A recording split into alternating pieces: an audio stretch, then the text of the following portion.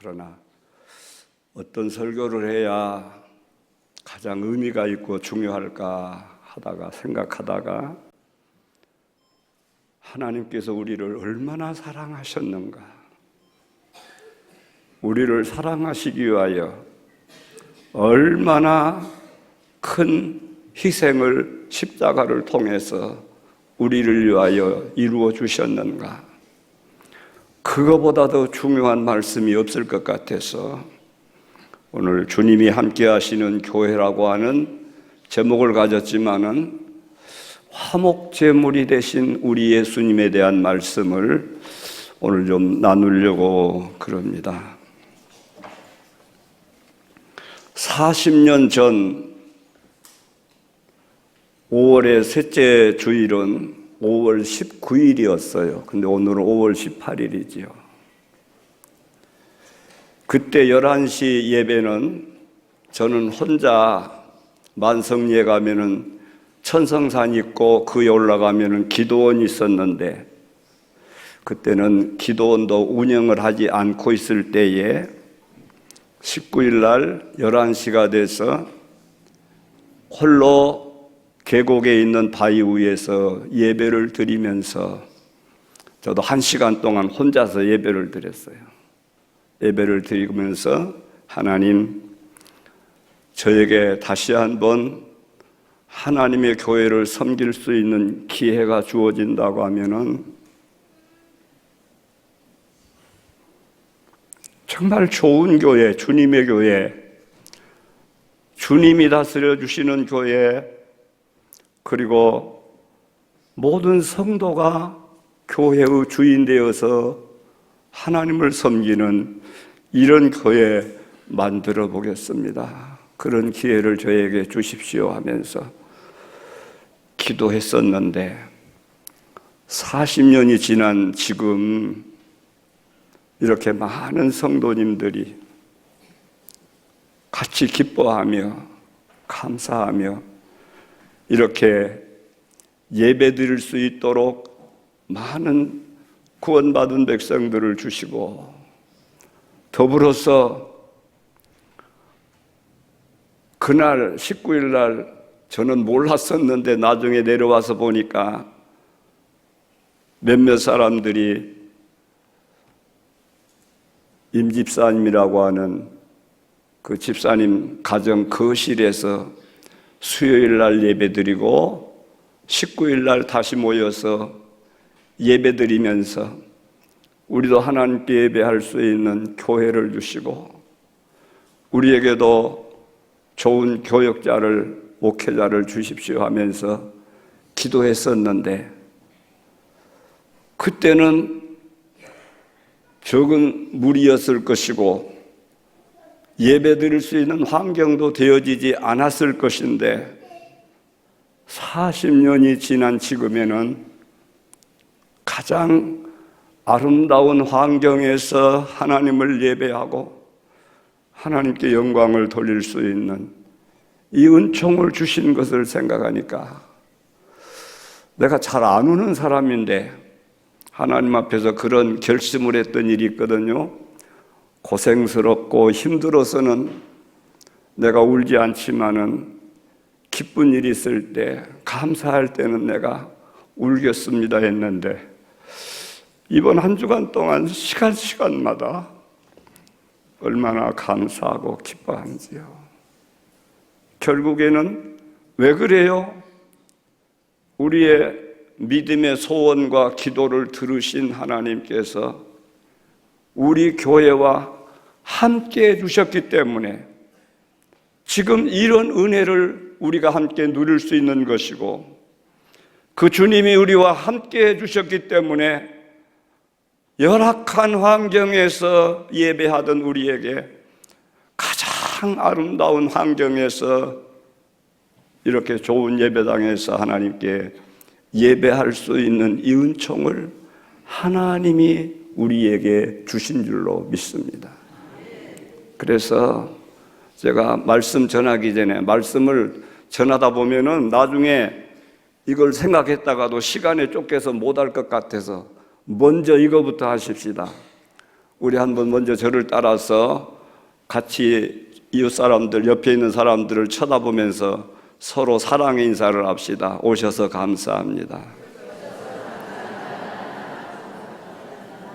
이 모든 일은, 같이 따라서, 이 모든 일은 하나님께서 주신 은혜입니다. 주께서 우리와 함께 하셨기 때문입니다. 예, 이거 해야 될 것 같아서요.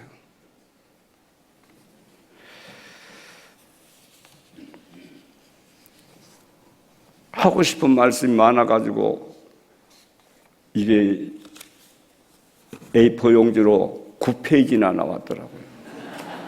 9페이지면은 1시간, 2시간 해야 돼. 오늘 아침에는 줄여보자 막 몇 줄 줄였어요. 그냥. 그러니까 제가 설교하다가 왔다 갔다 할 수도 있어. 그러니까 더듬거린다고 말씀하지 마시고 이 속에서 하나님이 우리에게 주시는 은혜, 생명의 말씀이 무언가 그것만 붙잡으시기를 주의 이름으로 축복합니다. 또 콧물이 나오려고 그런 거냐.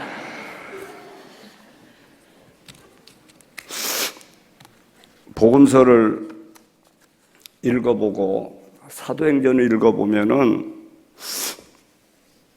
우리 예수님께서 또는 성령으로 함께 하셔서 어떤 사람을 만나주시고 어떤 사람의 문제를 해결해 주시고 어떤 교회에 가셔서 어떤 일들을 이루어 주시는 그런 일들이 많이 있어요. 근데 교회가 세워지는 데는 주님이 함께 해주셔야 되고 주님이 오셔서 다스려 주시고 도와주셔야 되어지는데 우리 성도교회도 그랬는가 하는 거예요. 우리 성도교회도 정말 주님이 오셔서 그 일들을 하셨는가. 처음 시작할 때 믿음으로 이런 일들이 있게 하소서, 이런 교회를 세워가게 하소서 하고 주님 앞에서 뜻을 세웠는데 주님이 오셔서 꼭 하나님의 사랑과 은혜를 받아야 할 사람들을 한 사람, 두 사람 보내주시기도 하셔서 좋지 않은 환경, 지하실 30평을 준비해서 그곳에서 물나고 곰팡이 피는 그곳에서 예배드리면서 늘 기도하는 그런 모임을 가지고 나아가고 있을 때에 어느 날 아침 식사를 하고 있는 저에게 전화가 와요. 목사님, 큰일 났습니다. 무슨 일인데요?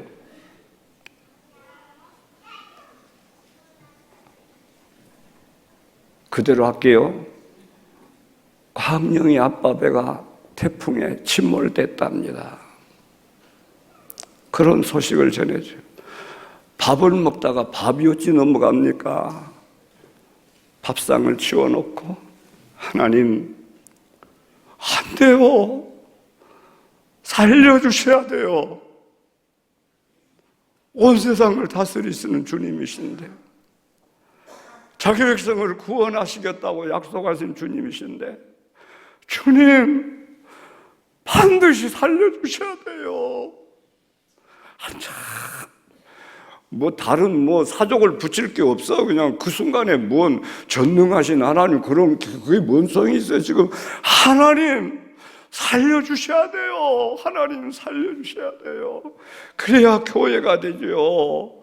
그리고 그 부인은 지금 만삭이 돼가지고 아기를 지금 안고 하나는 키우고 있는데 그런 상황에서 이 남편 데리고 가면은 어찌 되겠어요? 하나님 살려주셔야 돼요.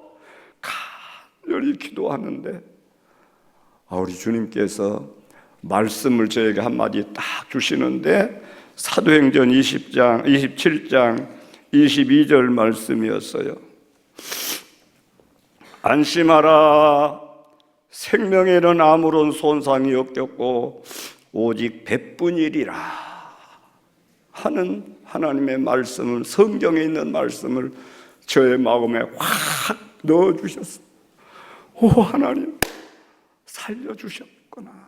근데 하나님, 일반적으로 다 살아와도 선장은 배와 함께 이렇게 마지막을 장식하려고 하는 그것이 일반적인 사회적인 관행인데, 선장들의 그의 마음다짐인데, 아니요, 그런 마음을 가지고 있다 할지라도 반드시 그 사람도 건져주셔야 돼요. 한참 이제는 감사하며 기도했어요. 살려주신다고 약속하셨으니까. 배는 없어져도 사람은 전부 살려주신다고 약속하셨으니까 한참 감사하며 기도하고 있는데 다시 전화가 왔어요. 목사님, 다 살아나서 지금 배 타고 들어오고 있답니다. 할렐루야. 누가 하신 거예요? 믿음으로 기도하고 주님을 소망하면서 구원자이신 주님께 기도할 때에 교회를 교회답게 만들어가고 인생 구원받은 인생들에게 하나님의 은총을 보여주시기 위하여서 그렇게 해 주셨잖아요. 얼마나 감사하면서 이렇게 또 교회가 진행되어져 쑥 가는데, 또 이런 희귀한 일도 생겼어요. 세월이 많이 흘러갔는데 우리 그 윤명수 집사님은 이제 장로님이 되셨고, 또 부인 집사님은 임미려 권사님이 됐는데, 그동안 자녀들을 위해서 교회에서 얼마나 많이 기도했겠어요. 근데 그 가정에 무슨 일이 생기냐면은 2022년 8월 2일경에 이렇게 80평 100평 대지에 80평 이렇게 집을 짓고 경인 수산센터라고 하는 이렇게 업체를 만들어 가지고 우리 아들 윤광영 집사님이 경영을 해요. 2층은 거기서 살고 가족들이 살고, 아래층은 이렇게 이제 많은 사람들이 와서 함께 이야기할 수 있는 공간도 있고 또 일할 수 있는 공간도 있고. 그런데 거기서 그날 일을 하다가 점심을 먹고 이제는 쉬려고 가족들은 다 올라갔어요. 올라가 2층에서 쉬고 있는 그 사이에 아들 집사님이 내가 허락 안 받고 이야기해서 미안해. 그 물건 저장하기 위해서 냉동실 안으로 들어가서, 냉동실이 얼마나 크냐면은 보통 집만큼이나 큰 냉동실이지요. 급속으로 냉동하는 냉동실에 들어가서 물건들을 이렇게 정리를 하고 있는데 갑자기 문이 냉동실 문이 닫히면서 잠겨져 버려요. 근데 그것은 안에서는 열 수 없는 문이야. 자동 잠금 장치가 고장이 나가지고 그냥 잠겨져 버린 거예요. 밖에서 열어줘야만 열리는 문인데 놀래가지고 얼마나 소리를 쳤겠어요. 문 열어요. 근데 2층에 있는 가족들에게 들리지를 않아요. 아무리 고함을 쳐도 안 들리니까 이번에는 몸으로 막 부딪히면서, 문을 부딪히면서 열어보자. 아무리 부딪혀도 문은 열리지 않고, 냉동실이 얼마나, 냉장고 안에 들어가 보면 알아 얼마나 추운지. 몸은 얼어오고 문은 열리지 않고, 이런 갇혀있는 상황에서 아직까지는 안 물어봤어. 하나님께 기도해봤어. 그건 아직까지는 안 물어봤어. 하다 지쳐서 뭐 어디 아무런 반응이 없으니까 갇혀있는 상태에서 몸은 얼어오고 이제는 지쳐서 그 자리에 주저앉아 버렸는데, 그런데 그때 그 시간에 어떤 아주머니가 아이의 손을 잡고 그 앞에 거리를 이렇게 지나가다가 이상한 생각이 들었어요. 이 집에 뭔 일 있나? 있으면 있겠지 하고는 아이를 잡고 쑥 지나가다가 다시 가던 길을 돌아와서 주차장을 건너서 그 가게 문을 열고 들어와 봐도 아무도 없어요. 보통 사람들 가도 아무도 없으면 그냥 쏙 갈 거 아니에요? 아무도 없지만은 아무래도 이상해 하는 마음을 가지고 냉동실 앞에까지 가가지고 안에 누가 있어요?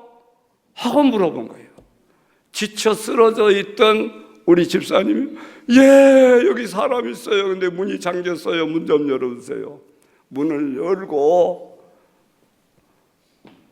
나와보니까 아주머니가 아이의 손을 잡고서 이상한 생각이 있어서 가던 길을 돌아와서 다시 들어왔다고.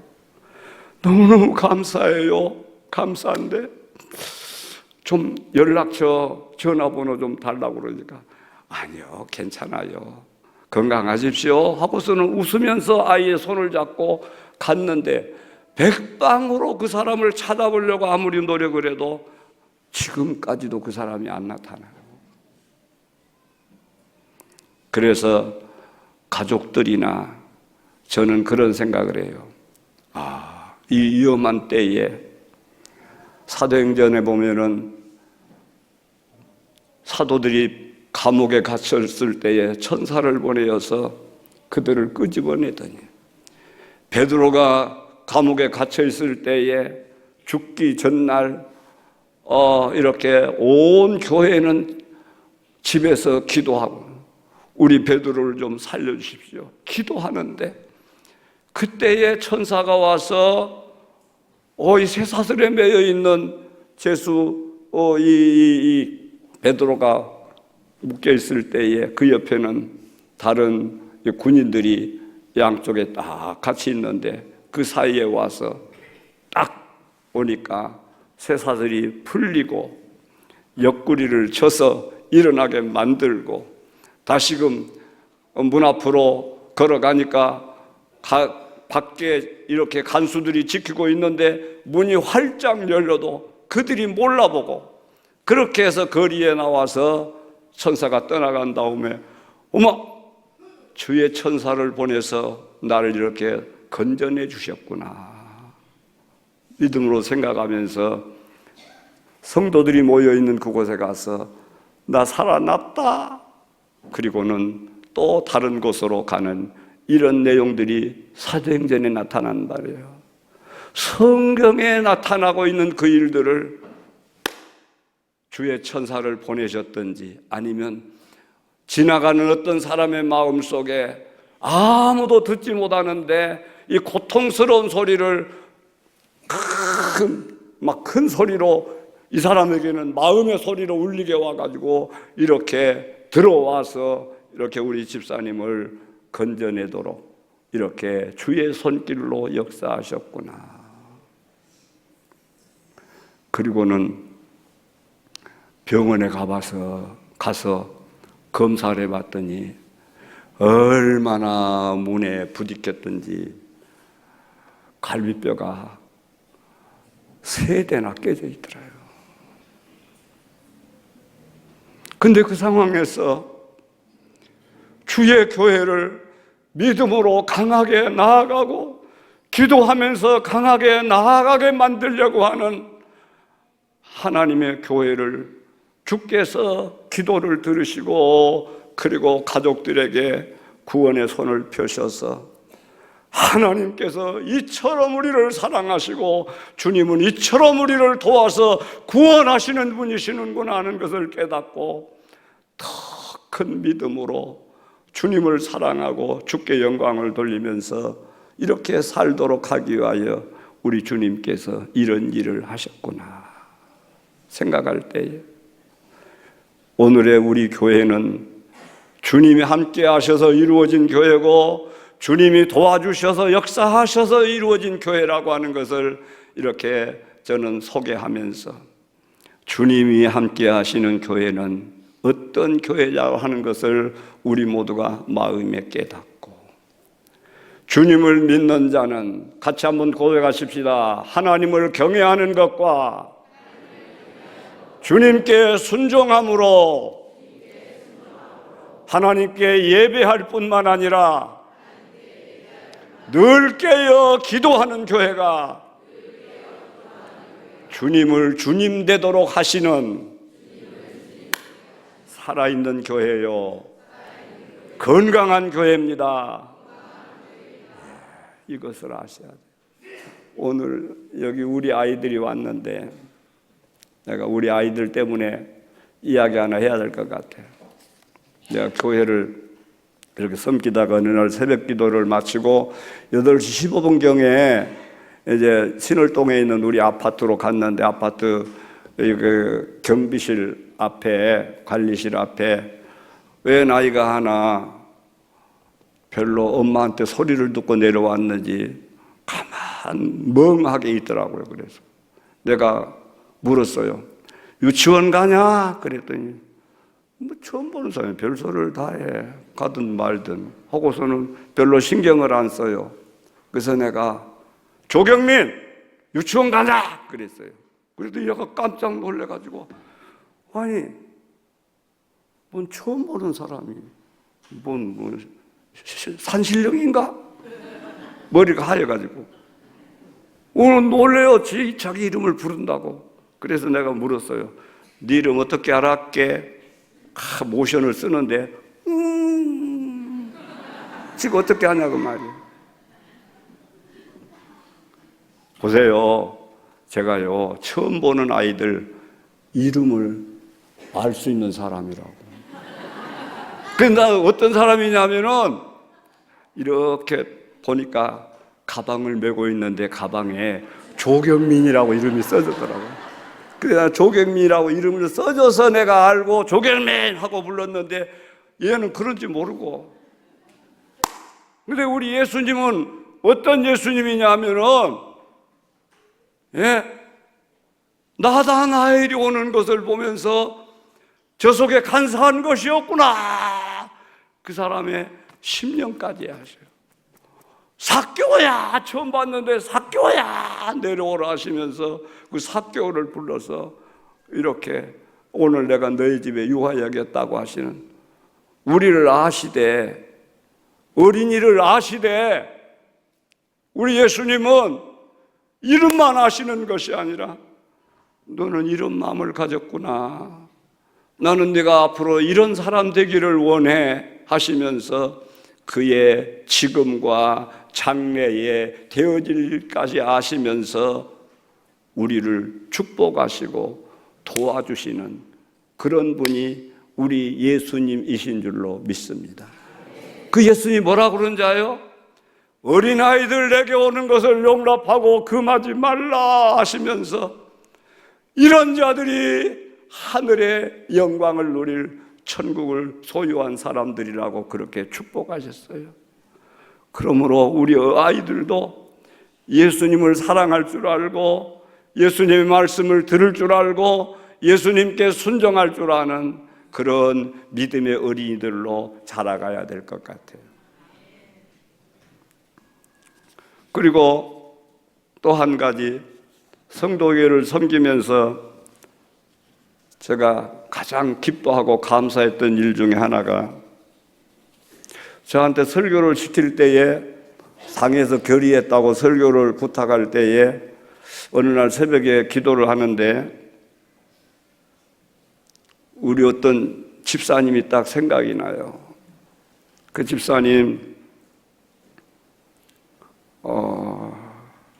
봉산동에서 늘 예배 시간마다 빠지지 않고 나오고, 우리는 전도해야 됩니다 할 때 전도하러 나오기도 하고 그런 분인데, 그분이 몸에 장애가 심해서 장애를 가지고 전도하러 가면은 걷기도 힘든 사람인데, 장애를 하면 전도하려면 말을 해야 되는데 말을 해도 지금도 나는 잘 못 알아듣는데, 이런 상황에서 그래도 전도해야 된다고 하니까 나와서 전도를 하면은 사람들이 막 이렇게 전도를 하기 위해서 찾아가면은 말을 하면은 놀래가지고 다른 사람들이 다 도망을 가버려요.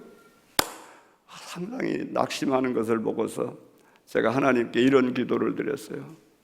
하나님 아버지, 우리 저 집사님은 이렇게 장애가 너무 심해가지고 말로도 전도를 할 수 없고 이렇게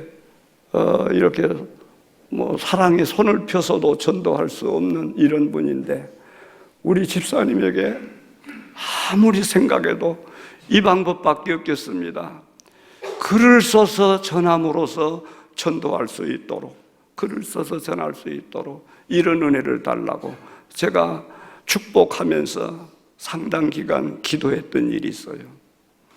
근데 그분이 이제는 한 30여 년 세월 이른 다음에 장애인 복지센터에서 시를 공부하기 시작해가지고 수요일마다 시를 배우고 그리고 시간 날 때마다 애양원에 가서 늘 묵상하고 손양한 목사님의 사랑과 그 속에서 이렇게 기도하면서 시를 늘 마음으로 간직해서 세상에 2023년도에 우리 여수시에서는 처음으로 장애인으로서 시집을 발간하는 시인으로 등단했어요. 그 집사님을 이렇게 함께 설교할 때에 소개하는 것이 좋겠다 하는 마음을 우리 주님이 주셔서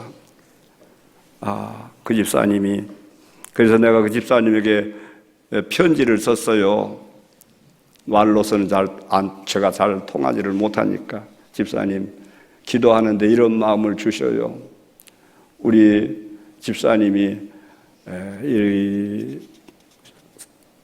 5월 18일 주일에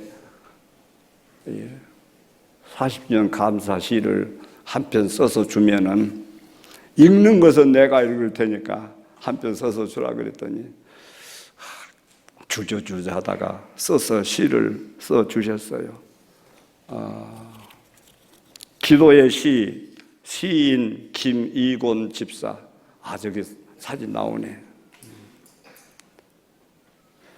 주님, 한여름에 떼약볕 같은 고난이 있을 때 요부 인내가 몸에 스며들어 견뎌내게 하소서. 짧은 하루의 삶 속에서도 어디로 갈지 몰라 두려움으로 한 발자국도 내디디지 못할 때 다니엘의 용기를 한순간이라도 마음에 깊게 새기게 하소서.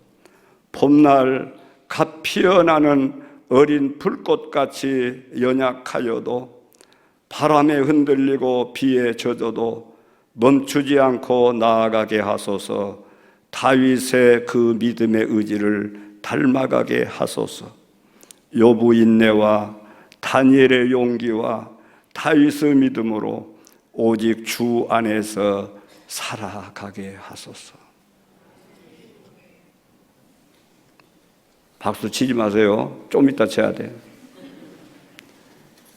전도하는 것 때문에 내가 그런 기도를 했었다고 그랬잖아요. 근데 우리 집사님이 시에서 전부 돈 들여서 시집을 발간했어요.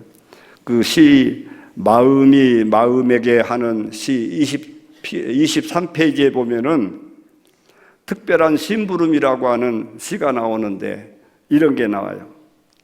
팔각정에서 내려오는데 밝은 목소리가 아저씨 나 모르겠냐고 인사를 건네온다. 잠시 머뭇거리는데 아저씨 나 이제 담배 안 피워요 한다. 생각났다. 작년 가을 공원에서 운동을 하고 오는데 중학생으로 보이는 남자애가 돈을 주면서 담배 좀 사 달란다. 얼마나 담배 생각이 났으면 이럴까 싶어 돈을 받아서 원하는 대로 사다 줬더니 심부름 값으로 1,000원짜리 한 장을 건넨다. 쏜살같이 달아나는 아이를 향해 어린 나이에 담배 피우면 안 돼 애쳤다. 그런데 말로 하는 건 잘 안 들려요. 그런데 그 속에서 얼마나 간절한 마음으로 애쳤던지 그 아이가 늘 우리 집사님이 생각이 났다는 거예요. 그때 아저씨 생각하면서 이젠 담배 안 피운다는 말에 엄지손가락을 척 세워주니 활짝 웃는다. 친구들이 부르는 소리에 손을 흔들며 달려가는 뒷모습을 보며 멋진 청년을 그린다. 한 중학생을 그의 사랑으로 감싸고 그의 간절함을 달려서 뭔가 말을 하고 안 돼, 그러면 안 돼 하는 말을 했지만은 그 마음이, 그 소원이 그 아이에게 전달되어져서 이제는 담배 끊고 멋진 청년으로 살아가는 이런 변화시키는 일들을 했다고 하는 것이 이 시에 나와 있어서 얼마나 감사했는지 몰라요. 보세요. 하나님은 그가 어떤 사람이라도 하나님께 나오고 예수 그리스도의 은혜를 힘입어서 살아가면은 우리가 이 세상에 짐이 되지 않고 꿋꿋이 살아가고 하나님을 드러내며 하나님께 영광 돌리며 살아갈 수 있는 주의 생명이 넘치고 주의 소원을 하나하나 이루어가는 자로 이 세상을 살아갈 수 있도록 우리 주님이 교회와 함께 하시듯이 한 사람 한 사람에게도 함께 하셔서 그 인생의 문을 여시고 길을 인도해 가시는 줄로 믿습니다. 자, 그런데 어떤 사람에게 이런 은혜와 이런 은총의 역사가 일어나냐 그 말이에요. 어떤 사람에게, 어떤 교회에 이런 주님이 함께 하시고 주님이 함께 하시는 그 역사를 이루어갈 수 있도록 이기는 교회, 승리하는 교회가 되게 하시냐 그 말이에요.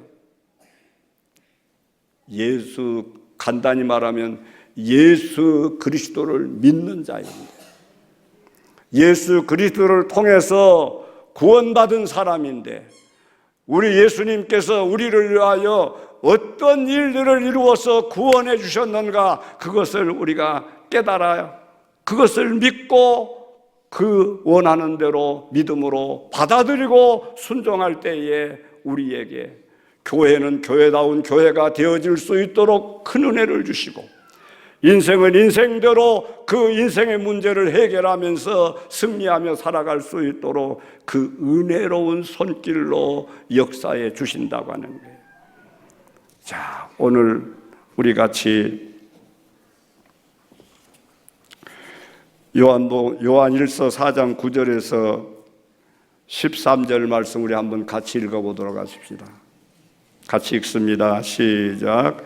하나님의 사랑이 우리에게 이렇게 나타난 바 되었으니 하나님이 자기의 독생자를 세상에 보내심은 그로 말미암아 우리를 살리려 하심이라.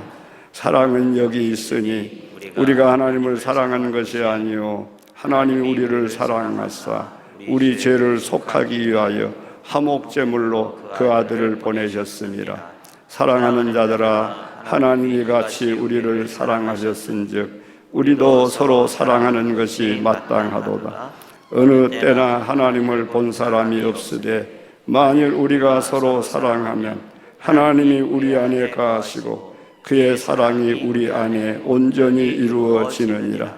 그의 성령을 우리에게 주심으로 우리가 그 안에 거하고 그가 우리 안에 거하시는 줄을 아느니라. 아멘.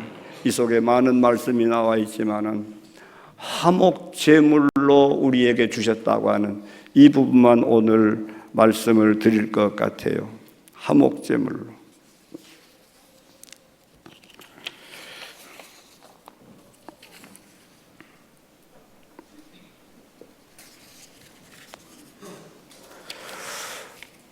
우리 예수님이 십자가에 죽으셨을 때에 우리는 그냥 간단히 십자가에 죽으셨어 그렇게만 생각하는데 십자가 위에서 우리 예수님이 어떤 목적을 가지고 제물이 되셨냐 하는 그것을 아셔야 돼요. 우리 예수님은 번제, 소제, 또는 화목제, 속죄제, 속건제 여러 분야의 제사가 있지만은 우리 예수님은 화목제물로 드려졌다고 하는 거예요. 화목제물로. 이 화목제물이라고 하는 것은 어떤 뜻이 있냐면은 우리의 죄를 용서해 주시는 속죄의 은혜가 화목제물 속에는 들어있고, 또 하나는 이 죄 지은 것 때문에 하나님과 원수되어져 있는 우리를 하나님과 화목시키기 위한 제물로 우리에게 제물되어졌다고 하는, 화목을 시키고 하나님과 화목시키고자 하는 이런 목적을 가지고 제물이 되어졌다고 하는 그런 의미가 담겨 있는 것이 화목제물이에요. 그리고 다른 제사를 드릴 때는 짐승으로 드리는 제물은 아무도 먹지를 못해요. 피도 물론 뿌리고 또 속에 모든 것들도 기름도 다 태우지만은 고기까지 태우는데, 화목제물만은 이렇게 기름은 태워서 하나님께 드리고 피는 또 이렇게 제단에 적시고 뿌리고 하고 그렇게 하지만은 그 고기는 굽든지 삶아가지고 거기에 있는 사람들이 같이 먹는 거예요. 같이 먹는 거. 어떤 사람이 이렇게 같이 먹을 수 있어요? 하나님과 화목이 된 사람이 하나님 앞에서 음식을 같이 먹을 수가 있는 거예요. 그래서 우리가 성찬 예식을 드릴 때에 그냥 어떻게 드려요? 하나님께 드립니다 하고서 하나님께만 드리는 것이 아니고, 성찬 예식은 예수 그리스도의 죽으심을 표현하면서 우리가 뭘 해요? 떡을 나누어 먹고 피는 대신해서 이렇게 또 포도즙으로 이렇게 우리가 마시고 하면서 하나님 안에서, 주 안에서 주의 십자가 은혜를 힘입어서 이렇게 잔치를 하지 않아요. 그게서 성찬 예식이잖아요. 그처럼 우리 주님께서 하나님과 우리를 화목하게 만들기 위하여서 화목제물이 되게 하셨고, 우리 죄를 속량하기 위하여 화목제물이 되셨다고 하는 거예요. 그런데 이것을 우리가 깊이 깨달아야 될 것은, 큰일 났네, 12시 8분이 돼버린 것 같은데 그냥 할까요? 더 할까요? 예? 더 해요? 나 그 말대로 순종할 거예요. 우리 예수님이 십자가에서 가상칠언이라고 우리 사순절 기간에 매주일 설교 들었잖아요. 저들의 죄를 용서해 주십시오. 너와 나와 함께 오늘 밤 낙원에 같이 있을 것이다 말씀하셨고, 어머니 아들이니이다, 요하나 어머니다 하시면서 가족관계 이루어 주셨고, 또 어찌하여 엘리 라박 사막다니 어찌하여 나를 버리셨나이까, 나의 하나님 나의 하나님 어찌 나를 버리셨나이까, 내가 목마르다. 그리고 여섯 번째가 다 이루었다. 다 이루었다. 마지막 내 영혼을 아버지께 부탁하나이다. 이게 다 이뤘는데, 그 중에서 여섯 번째 다 이루었다고 하는 이 말이 어떤 의미가 있는 말이냐면은 테텔레스타이라고 하는 그 헬라 말인데, 이 말은 그 당시에 어떤 의미로 사용되냐면은 이렇게 주인이 종에게 너희가 오늘 이거 해놔 하고 말하면은 그것을 다 한 다음에 오늘 저한테 맡긴 일 다 했습니다 하면서 테텔레스타이 다 했습니다, 다 끝냈습니다 하면서 하는 말이 그 당시 하는 말이었어요.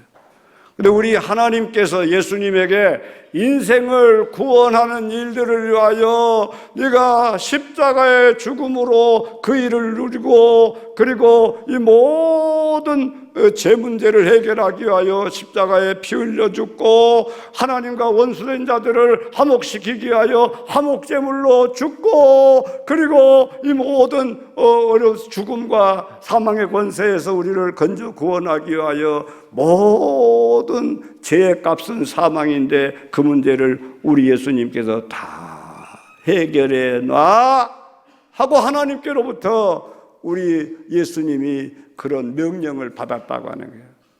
그래서 십자가에서 우리 주님께서 하시는 말씀이 그 말이에요. 이들의 필요한 모든 죄 문제를 다 해결하고, 저주의 문제를 다 해결하고, 그리고 모든 죽음의 문제를 다 해결하고, 원수 마귀의 문제를 다 해결하기 위하여 십자가에서 이들을 위하여 내가 화목제물 되어 다 이루었습니다 한다고 하는 거예요. 그 다음에 어떤 사람이 또 이런 테텔레스타이라고 말을 쓰냐면은, 그 당시에 이 많은 사람들 중에서 그 제사장들이 하는 일이 있었는데, 흠이 없는 사람들이 하나님께 제사 드리기 위해서 소나 양을 가지고 오잖아요. 염소를 가져오잖아요. 그러면 흠 있는 것은 안 되니까 이렇게 분별하다가, 흠이 없네, 티도 없네, 깨끗하네, 온전하네, 합격품, 그것이 바로 테텔레스타이라고 하는 말이에요. 우리 예수님은 하늘에서 오실 때에도 흠이 없으신 분이셨지만은 이 땅에 사시면서도 이렇게 가난 속에 살고 어려움 속에 살고 시험 속에 살면서도 우리와 똑같은 고난과 어려움을 당하셨으되, 따라서 합시다. 그에게 죄는 없으셨더라. 그래서 흠없는 제물로 하나님께 드려졌다. 흠없는 제물로 드려졌기 때문에, 흠없는 제물이 되신 우리 주님께서 제물 돼서 우리를 속량해 주실 뿐만 아니라 주님에게 있는 그 의의를 우리에게 입혀주시는 것이 바로 이렇게 십자가에서 화목제물 되신 그 의미 속에 들어있는 거예요. 그 다음에 세 번째, 그 속에 어떤 사람들이 있었냐면은, 많은 사람들이 그림을 그리지 않아요. 처음에는 이렇게 해가지고 어디에 뭘 하고 이렇게 하고는 글씨로 연필로 그리다가 점점 거기에 색을 입히고 다 완성을 시켜가지고 다 완성했어 할 때에 거기다 낙관을 찍으면서 테텔레스타이, 다 완성했어. 하나님께서 영원 전부터 인생을 얼마나 사랑하셨고, 그러나 타락해서 범죄했을 때에 인생을 구원하는 계획을 어디에서 세웠냐면은 성부, 성자, 성령 하나님께서 계획을 다 세우셨어요. 하나님은 이렇게 그들을 사랑해서 건져 구원할 계획을 세우시고, 우리 예수님은 오셔서 이 땅에 오셔서 이들이 죄를 지었기 때문에 죄 문제를 해결하고, 하나님과 원수되었기 때문에 하나님과 화목될 수 있는 모든 것을 다 준비해서 화목제물이 되심으로 이들을 건져 구원하고 온전히 이루기에 합당한 하나님의 구원의 계획을 완성시켰어 하는 그것이 바로 테텔레스타이라고 하는 그런 의미가 있는 거예요. 마지막 네 번째, 상인들이 장사를 하잖아요. 물건을 주고받고 팔고 사고 한단 말이에요. 그러면 제가 엊그저께 다이소에 가가지고 의자 밑에가 늘 이렇게 장판이 패이기에 거기에 공을 4개를 사가지고 왔어. 공을 4개 사가지고 와가지고 밑에다가 이제 카바를 이렇게 씌웠는데, 그러니까 이게 이 장판이 안 패이고 좋더라고요. 근데 그 4개를 사왔더니 다이소에 사니까 4개 사는데 3,000원. 그 두 박스를 샀는데 6,000원에 8개를 사왔단 말이에요. 그럼 뭔 말이에요? 그것이 테니스 공인데 그것을 4개에 얼마라고? 3,000원. 4개에 3,000원. 그러면 그게 4개에 3,000원을 그러면 그걸 얼마짜리라 그래요? 3,000원짜리야. 3,000원짜리. 그게 값이 3,000원짜리잖아요. 자, 이런 면에서 이제 이쪽으로 한번 생각을 해봅니다. 옛날에 미국에 노예들이 한참 많았을 때는 미국에 70만 명이나 노예가 있었대요. 저 아프리카에서 잡아가지고 와가지고 건강한 사람은 그 당시에 노예를 얼마 팔았냐면은 15만 원 정도 팔았어요. 15만 원. 그건 사가지고 목화밭에 가서 일하고 하루 종일 일하고 가서 쉬도 못하고 또 저녁에 또 일하고 다음 날도 일하고 계속 일하고 노예로 사가고 갔으니까. 그 사람은 그건 15만 원짜리란 말이에요. 근데 몸이 좀 약한 사람은 얼마씩에 그 당시 팔았냐면은 10만 원에 팔았대, 10만 원.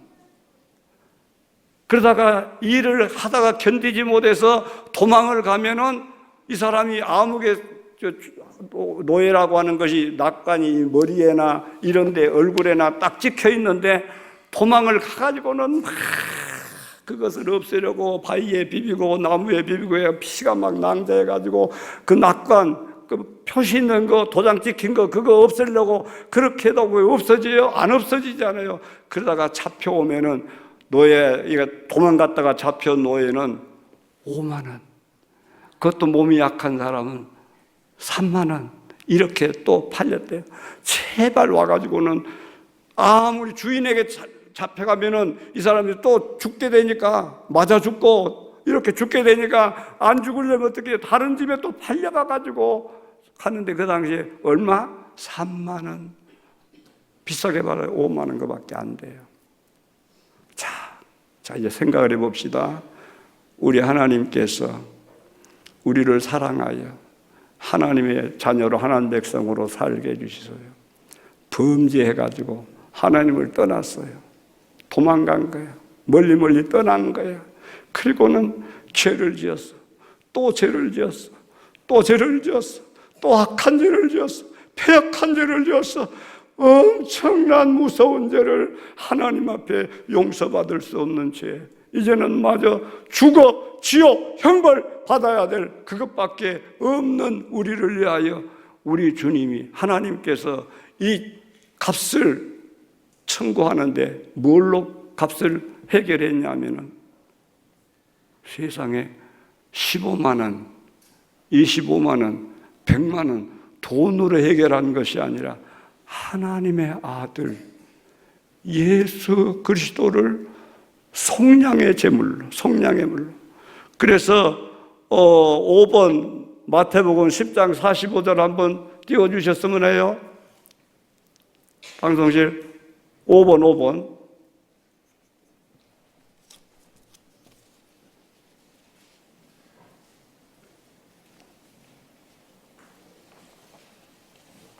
안 나와? 내가 읽어버릴게요. 그러면 인자가 온 것은 섬김을 받으려 함이 아니라 도리어 섬기려 하고 자기 목숨을 많은 사람의 대속물로 주려 함이니라. 대속물로 주려 함이니라. 여기 나왔네. 대속물로 대신해서 값을 지불한다고 말이야. 대신해서. 근데 우리 예수님이 나를 위해서 뭘로 지불했다고요? 돈으로 지불한 것이 아니라 하나님의 아들이신 그분을 이렇게 나를 대신해서 지불한 거예요. 지불한 거. 같이 한번 고백합시다. 돈으로 지불한 것이 아니라, 금이나 은으로 지불한 것이 아니라 하나님의 아들의 생명으로 나를 대신하여 지불했습니다. 그러면 1,000원짜리를 샀으면 1,000원짜리인데 우리는 하나님께서 아들을 투자해서 샀으니까 우리는 무슨 짜리가 되는 거예요? 하나님의 아들짜리가 되는 거예요. 할렐루야. 이걸 깨달아야 돼요. 그래서 나는 기도하고 묵상하다가 우리가 하나님을 아버지라고 부를 수 있는 것은 우리 예수님이 자신을 나를 대신해서 속죄의 제물로 속량물로 투자하셨고 나를 거기서 사냈기 때문에 아들을 주셔서 나를 샀기 때문에 나는 아들이 아들로서의 가치가 있도록 하나님께서 이렇게 우리를 아들로 회복시켜 주시는구나. 그걸 깨닫고 그래서 그걸 깨달은 사람들은 우리 하나님을 부를 때에 하나님하고만 안 불러요. 어떤 사람은 아빠, 아버지라고 불러요. 이건 큰 관계가 있는 거예요. 관계가 있는 거예요. 아버지의 모든 것은 자녀의 것이 되었기 때문에 아버지의 모든 소유는, 상속권은 누구에게 주었냐? 자녀에게 주어지기 때문에 얼마나 큰 관계인지 몰라요. 그런데 어떤 사람들은 하나님을 부를 줄 알면서도 하나님을 아버지라 부를 줄 모르더라고요. 그리고 우리 예수님이 친히 가르쳐 주셨어요. 뭐라고 가르쳐 주셨냐면은 요한복음 20장 17절 말씀 띄워주실 거예요. 요한복음 20장 17절 말씀 시작. 너는 내 형제들에게 가서 이르되 내가 내 아버지 곧 너희 아버지 내 하나님 곧 너희 하나님께로 올라간다 하라. 친히 가르쳐 주셨어요. 나는 아버지 없이 자라서 아버지가 얼마나 귀한지 많은 이 부족함을 느끼며 살았어요. 그런데 하나님을 아버지로 부를 수 있도록 예수님께서 이 큰 은혜를 주셔서 하나님 아버지를 부르기를 좋아해요. 아버지를 부르면서는 의강도 할 수 있잖아요. 아버지를 부르면서 그냥 비비면서 아버지 나 이거 부족해, 이거 해결해줘, 이걸 해결해줘. 얼마나 가까운 관계가 되어져요. 이제는 믿음으로 하나님을 아버지로 부르면서 내 모든 소원을 이루고 나의 아픔을 해결하고 우리의 병든 것을 해결하면서 살아가는 참 믿음을 가지고, 온전한 믿음을 가지고 하나님께로 나아가고 믿음으로 기도해서 문제를 해결하는 하나님의 교회, 그리고 하나님 백성들이 되어져야 할 줄로 믿습니다. 미국에서 큰일 났네. 나 집에 가서 쫓겨나게 생겼네. 미국에서, 뉴욕에서 저 워싱턴을 거쳐서 플로리다도 가는 그 버스가, 여행객들을 싣고 가는 버스가 있는데 그 버스에 사람들이 많이 타서 올랐는데 맨 앞자리에 허름한 옷을 입은 아주 인상이 별로 편치 않은 긴장이 더해져 있는 한 사람이 앉아 있는데 다른 사람들까지도 그 사람 때문에 영향을 받아. 아이고, 지금 말도 제대로 못하겠고 웃지도 못하겠고, 아이고 우리는 여행 가는데 이 즐겁지도 않고. 그래서 한참 가다가 어떤 여성이 관심을 가지고 물어봐요. 왜 아저씨 어디로 가는데 별로 안 좋아요, 분위기가. 왜 그렇게 움츠러져 있어요? 자, 처음에는 귀찮은 말도 안 하더니 한참 또 그러니까 참 웃더니, 실은 내가 뉴욕에 와서 일하다가 죄를 지어가지고 4년 동안 형무소 살다가 나온 사람인데, 형무소에 들어가서 이렇게 형기를 이렇게 살 때에 내가 우리 집사람한테다가 편지를 보냈어요.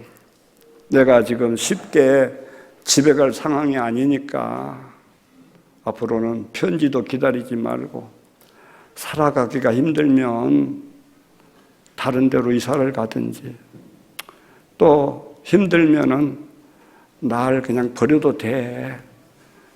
그냥 이혼했다 싶고 다른 사람 만나서 살아갔으면 좋겠어. 이런 말도 하면서 편지를 보냈어요.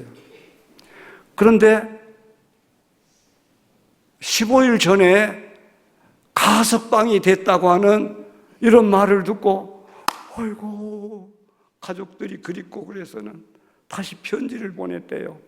편지를 보낼 때 뭐라고 편지 보냈냐면은 브런즈윅이라고 하는 거기 사는 그 가족들에게 편지를 보내면서, 내가 이제 가는데 만약에 나를 환영하고 나를 받아준다면은 저 떡갈나무 있잖아, 본거 앞에 길가에, 우리나라 말로는 참나무, 도토리나무, 그런 게 있잖아. 거기에다가 나를 환영한다, 나를 받아주겠다 생각하면은 거기다가 노란 손수건을 달아놔.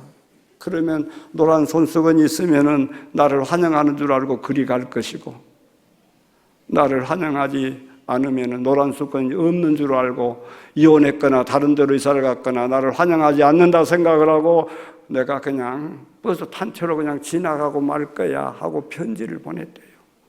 그 말을 듣고 있던 이 차 안에 있는 모든 사람들이 그냥 관심을 가지기 시작을 하면서 어마 어쩌까 하면서 이제 점점 가까이 가는데 한참 가다가 갑자기 차 안에 있는 모든 사람들이 우와 하면서 소리를 쳐요.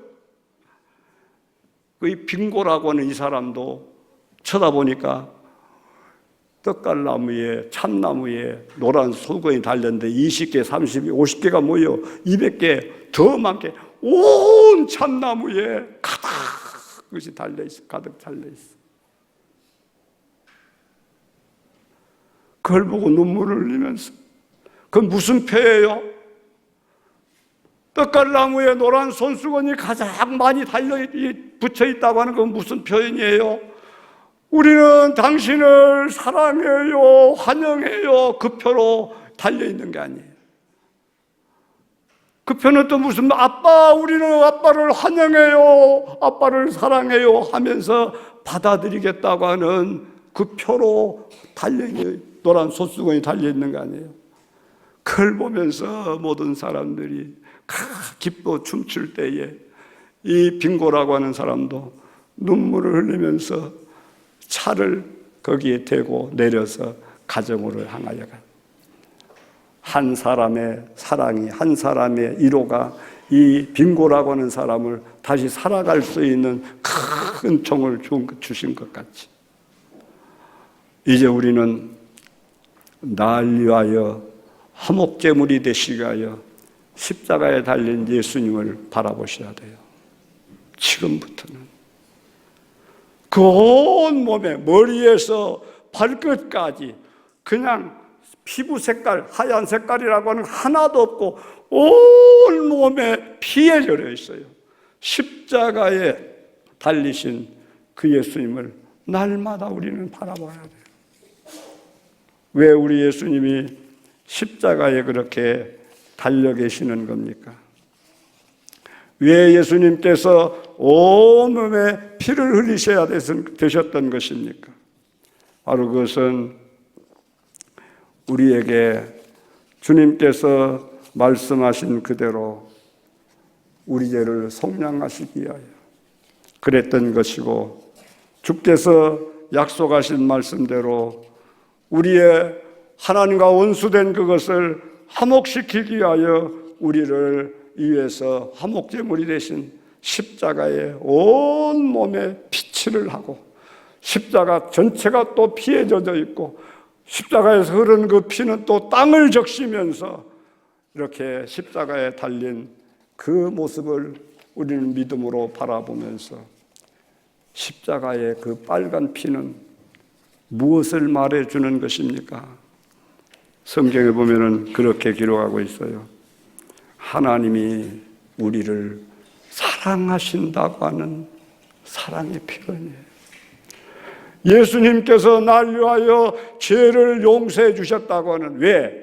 피 흘림이 없이는 사함이 없느니라고 하셨기 때문에 주님이 흘리신 그 피로 나와 우리의 모든 죄를 다 씻어주셨다고 하는 그것을 말해주는 것이고, 주를 영접하는 자, 그 이름을 믿는 자들에게는 하나님의 자녀가 되는 권세를 주신다고 하셨기 때문에 그 피, 십자가에 피 흘려서 날 위하여 피 흘려 죽으신 그 예수님을 우리가 믿고 바라보고 믿음으로 환영하고 받아들일 때에 우리 모두에게는 하나님의 자녀가 되게 해주신다고 하는 그 약속이 이루어지시는 표로 우리 주님이 십자가에 달리신 사실들을 우리는 잊지 말아야 될 것입니다. 왜 예수님이 나무 십자가에 달리셨습니까? 갈라디아 3장 13절에 보면은 그리스도께서 우리를 위하여 저주를 받은 바 되사, 나무에 달린 자마다 저주를 받는다 그러는데, 우리가 받아야 될 율법을 어김으로 저주를 받아야 될 우리 모두가 예수님이 나무 십자가에서 우리가 받아야 될 대주를 주님이 다 받아주셨다고 하는 거예요. 그러므로 우리는 이제 담대하게 말해야 돼요. 저주 같은 것이 우리에게 들어오면은 저주야, 예수의 이름으로 명하노니 물러가라. 예수님이 날 대신해서 그 모든 저주를 다 담당해 줬으니 나는 자유하다. 그렇게 선포할 수 있는 믿음을 가져야 돼요. 우리가 힘들고 어려울 때에 텔레스타이 하면서 우리가 다 이루었다고 하신 주님의 십자가를, 그 의미를 바라보면서 우리 예수님께서 뭐라고 그러신지 아세요? 하나님 아버지, 박 목사의 죄를 내가 다 담당했으니 이제는 죄인이라고 말씀하지 마시고 내가 다 담당했으니 이제는 예수님을 믿는 나를 보시고 나의 의를 우리 하나님께서 받아주시고 그를 의롭다고 받아주세요. 그것이 십자가에 달리신 그 모습 속에서 우리에게 말씀하고 있는 거예요. 그 약속이에요. 우리에게 어떤 저주가 찾아올지라도 세상아, 다시는 박 목사를 저주하지 말라. 우리 예수님께서 모든 저주까지도 다 담당했노라. 사망이 우리에게 달려올 때도 우리는 뭐라고 이야기해야 합니까? 사망아, 예수님께서 우리를 위하여 죽음에까지 내려가서 다 담당했으니 우리 주님이 부활하신 것처럼 나도 새 생명으로 살아날 것이라고 하는 것을 확신하면서 주께 영광을 돌리며 살아야 하는 거예요. 한번 따라서 합시다. 우리 예수님이 그가 찔리심은 우리의 허물 때문이요 그가 상하심은 우리의 죄악 때문이라. 그가 징계를 받음으로 우리는 평화를 누리고 그가 채찍에 맞음으로 우리는 나음을 입었도다. 우리는 다 양 같아서 그릇 행하여 각기 제 길로 갔거늘 여호와께서는 우리 모두의 죄악을 따라서 합시다. 우리 모두의 죄악을 예수님에게 담당시키셨도다. 그것이 하나님의 사랑이에요. 하나님의 은혜예요.